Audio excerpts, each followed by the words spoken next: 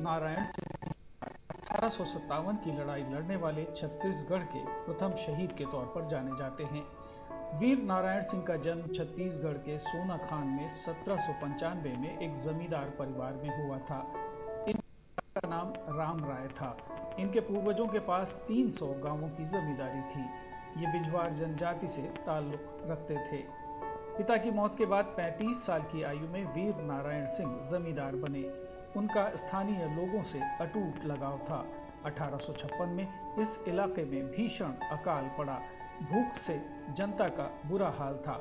अपने क्षेत्र के लोगों को भूख से मरते देख उन्होंने अंग्रेजों से सहायता प्राप्त साहूकार माखनलाल के गोदामों से अनाज लूट लिया और इसे गरीब जनता में बांट दिया। इससे नाराज अंग्रेजों ने उन्हें 24 अक्टूबर 1856 को बंदी बनाकर जेल में डाल दिया। साल 1857 के विद्रोह में बड़े राजाओं के साथ ही देशभक्त नागरिक भी इस समर में मातृभूमि को मुक्त कराने के लिए तैयार हो गए थे।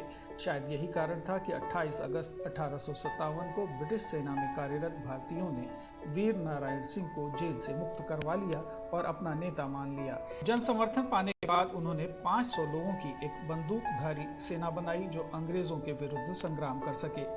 वीर नारायण सिंह ने कुरुपाट की दुर्गम पहाड़ियों को अपना केंद्र बनाया। वे यहाँ अपनी कुल देवी दंतेश्वरी की साधना करते थे और गुफाओं में सैन्य अभियान की रणनीति बनाया करते थे। उन्होंने छापामार युद्ध नीति का प्रयोग करके अंग्रेजों की नाक में दम कर दिया था। अंग्रेजों की ओर से कैप्टन स्मिथ उनसे लड़ रहे थे। अनेक बार अंग्रेजों ने सोनाखान में उन्हें पकड़ने के लिए अभियान चलाया, लेकिन वे असफल रहे।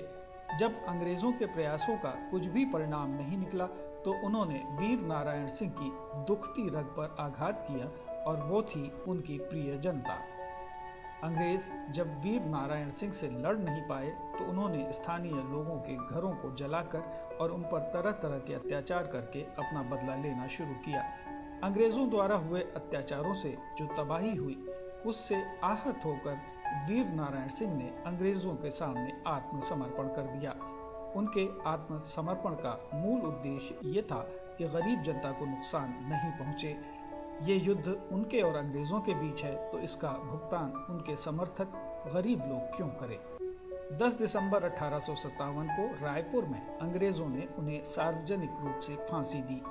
अंग्रेज उनसे इतना चिढ़ते थे कि उनकी मृत्यु के बाद उनके शव को तोप से बांधकर उड़ा दिया गया।